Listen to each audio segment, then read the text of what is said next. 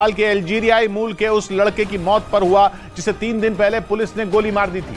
इस घटना के विरोध में लोगों ने प्रदर्शन करना शुरू किया जो बाद में बहुत बड़ी हिंसा में बदल गया।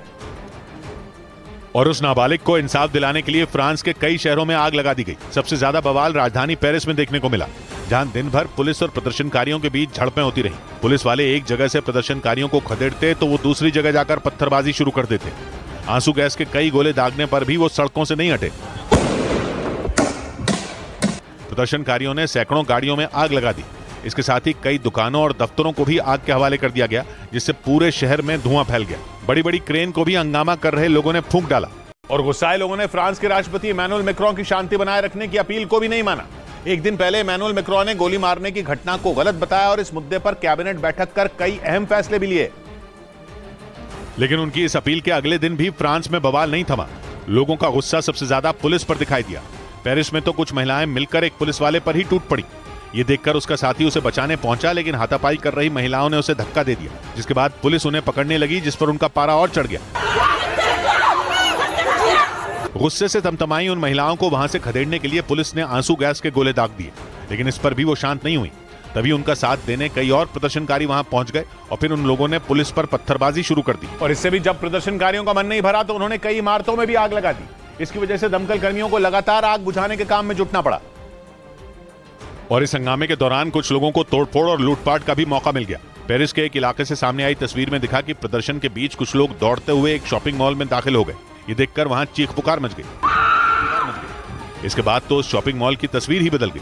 चारों तरफ चीजें बिखरी नजर आईं, जिससे जो मिला वो वहां से लूट कर जा चुका था। लेकिन सबसे चौंकाने वाली तस्वीर पेरिस के एक दूसरे इलाके से सामने आई। वहां कुछ लोग पुलिस की गाड़ियों से हथियार लूटते दिखाई दिए।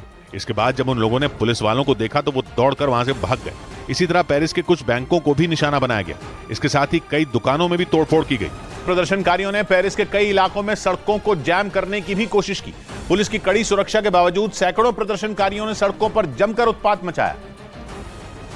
और एक इलाके में सड़क के बीचों बीच एक बस को खड़ा कर उसमें आग लगा दी। देखते ही देखते वो बस आग के गोले में बदल गई। इसके अलावा भी कई सड़कों पर आगजनी कर उन्हें जैम कर दिया गया, जिसके बाद पुलिस वाले प्रदर्शनकारियों को खदेड़ते दिखाई दिए। वहीं एक दूसरे इलाके में भी बस डिपो को निशाना बनाया गया। वहां भी कुछ बसें आग की लपटों में घिरी नजर आईं। इस बीच पेरिस में पुलिस की गोली से मारे गए लड़के की मां ने मशाल यात्रा निकाली। उनका साथ देने के लिए वहां लोगों का हुजूम उमड़ पड़ा।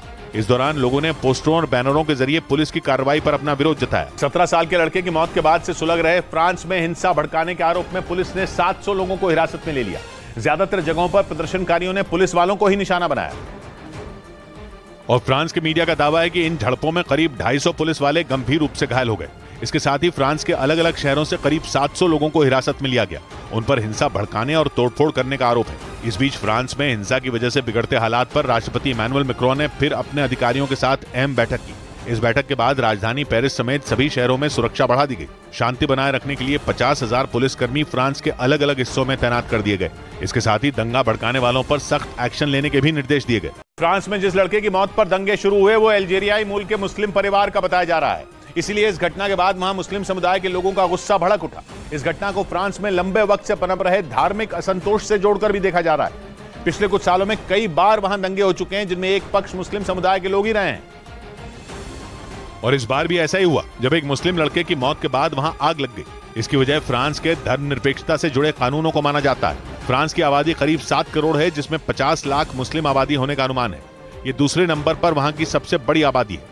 लेकिन फ्रांस की धर्मनिरपेक्षता भारत जैसी नहीं है। वहां न तो किसी सिख को पगड़ी रखने का अधिकार है, न किसी मुस्लिम को टोपी पहनने का। मतलब सार्वजनिक स्थानों पर किसी भी नागरिक में कोई फर्क नहीं दिखना चाहिए। मुस्लिम समुदाय के लोग आरोप लगाते रहे हैं कि फ्रांस में उनके साथ बराबरी का बर्ताव नहीं होता। माना जा रहा है कि मुस्लिम लड़के की पुलिस की गोली से हुई मौत के बाद लोगों का वही गुस्सा भड़क गया। इस बीच फ्रांस के पेरिस में गुस्साए प्रदर्शनकारियों ने ओलंपिक्स ट्रेनिंग सेंटर को भी आग लगा दी। 3 दिन पहले पुलिस की गोली का शिकार हुए लड़के की मौत के बाद वहां हिंसा का दौर जारी है, जबकि फ्रांस के राष्ट्रपति ने लोगों से शांति की अपील भी की। लेकिन लोगों का गुस्सा शांत नहीं हुआ और उन्होंने पेरिस के ओलंपिक्स ट्रेनिंग सेंटर को निशाना बनाया और उसमें आग लगा दी। वहां से जो तस्वीरें सामने आई उनमें आग की कई फीट ऊंची लपटें उठती दिखी। साथ ही रात के अंधेरे के बीच आग के साथ तेज धमाकों की आवाज भी गूंजने लगी, जिसकी वजह से इलाके में दहशत फैल गई। 3 दिन पहले पेरिस में चेकिंग के दौरान पुलिस ने एक 17 साल के लड़के को गोली मार दी थी, जिसके बाद वहां के लोगों का गुस्सा भड़क उठा। बताया गया कि जिस पुलिसकर्मी की गोली से नाबालिग की मौत हुई, उसने मरने वाले लड़के के परिवार से माफी मांग ली। वो पुलिसकर्मी हिरासत में है और उसके वकील ने बताया कि जब वो पुलिसकर्मी से मिला तो उसका पहला और आखिरी शब्द सॉरी था। वकील ने यह भी जानकारी दी कि वो पुलिसकर्मी 17 साल के उस लड़के को मारना नहीं चाहता था, इसलिए वो बहुत ज्यादा दुखी है, क्योंकि 3 दिन पहले उसके गोली मारने से ही उस नाबालिग की मौत हो गई थी।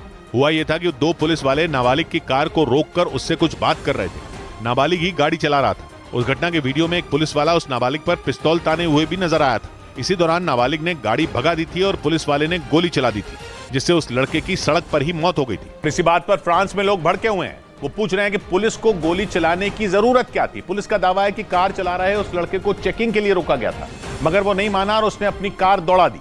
फ्रांस में इसके लिए 2 साल की जेल और जुर्माना लगाने का प्रावधान है, मगर पेरिस में पुलिस ने उस नाबालिग की जान ही ले ली। यही वजह है कि फ्रांस में प्रदर्शनकारी आग बबूला हैं और पुलिस ने आखिर किस कानून के तहत 17 साल के उस लड़के को गोली मारी।